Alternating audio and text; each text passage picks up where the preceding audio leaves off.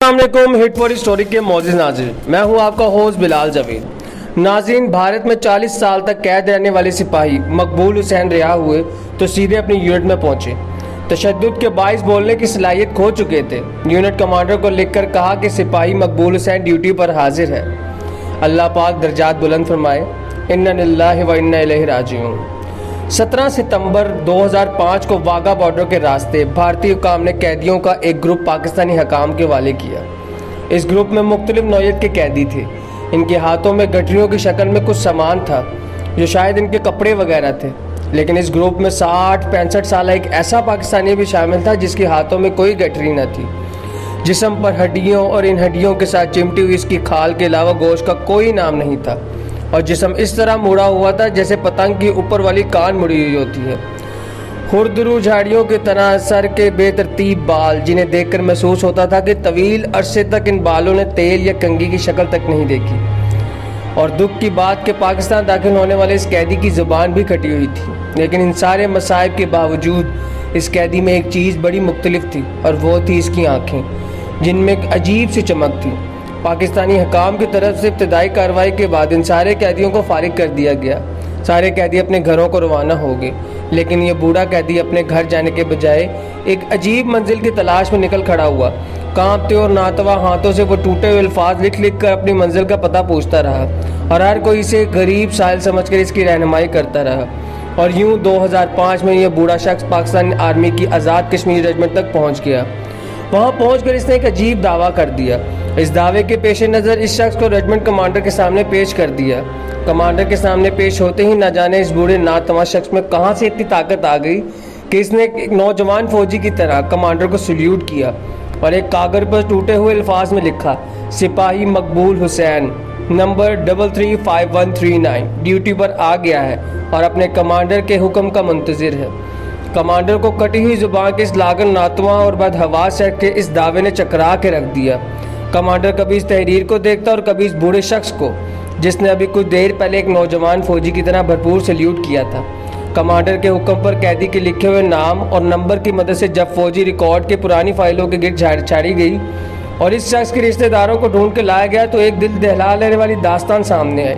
और ये दास्तान जानने के बाद अब फूलों, फीतों और सार्स वाले इस लागर शख्स को सल्यूट मार रहे थे। इस शख्स का नाम सिपाही मकबूल हुसैन था। 65 की जंग में सिपाही मकबूल हुसैन कैप्टन शेर की क़ियादत में दुश्मन के इलाके में असले के एक डिपो को तबाह करके वापस आ रहा था कि दुश्मन से झड़प हो गई। सिपाही मकबूल हुसैन, जो अपनी पुष्ट पर वायरलेस सेट उठाए था, अपने अफसरान के लिए पैगाम रसाई के फ़राइज़ के साथ साथ उठाई हुई गन से दुश्मन का मुकाबला भी कर रहा था। मुकाबले में ज़ख्मी हो गया। सिपाही से उठाकर वापस लाने लगे तो सिपाही मकबूल हुसैन ने इनकार करते हुए कहा कि बजाय मैं ज़ख्मी हालत में आपका बोझ बनूं, मैं दुश्मन का मुकाबला करते हुए आपके लिए महफूज रास्ता मुहैया करता हूं। साथियों का इसरार देखकर मकबूल हुसैन ने एक चाल चली और ख़ुद को छोटी खाई में गिराकर अपने साथियों की नज़रों से ओझल कर लिया। दोस्त तलाश के बाद वापस लौट गए तो इसने एक मरतबा फिर दुश्मन के फौजियों को आड़े हाथों लिया। इसी दौरान दुश्मन के एक गोले ने सिपाही मकबूल हुसैन को शदीद जख्मी कर दिया। वो बेहोश होकर गिर पड़ा और दुश्मन ने इसे गिरफ्तार कर लिया। जंग के बादल छटे तो दोनों मुल्कों के दरमियान कैदियों की फहरिस्तों का तबादला हुआ, तो भारत ने कहीं भी सिपाही मकबूल हुसैन का जिक्र ना किया। इसलिए हमारी फ़ौज ने भी सिपाही मकबूल हुसैन को शहीद तस्वुर कर लिया। बहादुर शहीदों की बनाई गई एक यादगार पर उसका नाम भी कंधा कर दिया गया। इधर भारतीय फ़ौज खूबसूरत और कड़ियल जिस्म के मालिक सिपाही मकबूल हुसैन की ज़ुबान खुलवाने के लिए इस पर जुल्म के पहाड़ तोड़ने लगी। इसे 4 बाई 4 फुट के एक पिंजरा नुमा कोठरी में कैद कर दिया गया, जहाँ वो ना बैठ सकता था ना लेट सकता था। दुश्मन इंसान सोज मुजालिम के बावजूद इसने कुछ उगलवा न सका। सिपाही मकबूल हुसैन की बहादुरी और साबित कदमी ने भारतीय फौजी अफसरान को पागल कर दिया। जब उन्होंने देखा कि मकबूल हुसैन कोई राज नहीं बताता, तो वो अपनी तस्कीन के लिए मकबूल हुसैन को तशद्दुद का निशाना बनाकर कहते, कहो पाकिस्तान मुर्दाबाद। और सिपाही मकबूल हुसैन अपनी सारी तवानाई इकट्ठी करके नारा मारता, पाकिस्तान जिंदाबाद, जो भारतीय फौजियों को जला के रख देता। वो चिल्लाने लगते और सिपाही मकबूल को पागल पागल कहना शुरू कर देते और कहते कि ये पाकिस्तानी फौजी पागल अपनी जान का दुश्मन है।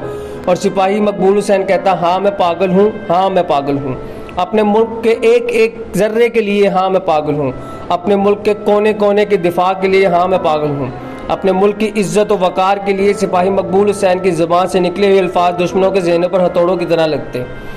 आखिर उन्होंने इस ज़बान से बदला लेने का फ़ैसला कर लिया। उन्होंने सिपाही मकबूल हुसैन की ज़बान काट दी और फिर इसे 4x4 की अंधेरी कोठरी में डालकर मुंतकिल कर दिया। सिपाही मकबूल हुसैन ने 1965 से लेकर 2005 तक अपनी ज़िंदगी के बेहतरीन 40 साल इस कोठरी में गुजार दिए। अब वो कटी ज़ुबान से पाकिस्तान जिंदाबाद का नारा तो नहीं लगा सकता था, लेकिन अपने जिस्म पर लिबास के नाम पर पहने चीथड़ों की मदद से 4x4 फुट कोठरी की दीवार के एक हिस्से को साफ करता और अपने जिस्म से रिश्ते हुए खून की मदद से वहाँ पाकिस्तान जिंदाबाद लिख देता। यूँ सिपाही मकबूल हुसैन अपनी ज़िंदगी के बेहतरीन दिन अपने वतन की मोहब्बत के पागलपन में गुजारता रहा। आए हम मिलकर आज ऐसे सारे पागलों को सल्यूट करते हैं। ये है पाकिस्तान के सच्चे हीरो, ये है पाकिस्तान का असल चेहरा, ये है पाकिस्तान। जानो और रूप पहचान लो अपने असल मोहसिन के। अपनी आने वाली नस्लों को ऐसे हीरोज़ की सच्ची कहानियाँ सुनाएं ताकि उनको पता चले कि ये मुल्क ऐसे ही हासिल नहीं हुआ, कितनों ने अपना लहू देकर इसे सजाया है और इसे बचाया है। पाकिस्तान जिंदाबाद। अगर आपको हमारी वीडियो अच्छी लगी तो हमारे चैनल को सब्सक्राइब कीजिए, हमारी वीडियो को ज़्यादा से ज़्यादा शेयर कीजिए और सब्सक्राइब कीजिए।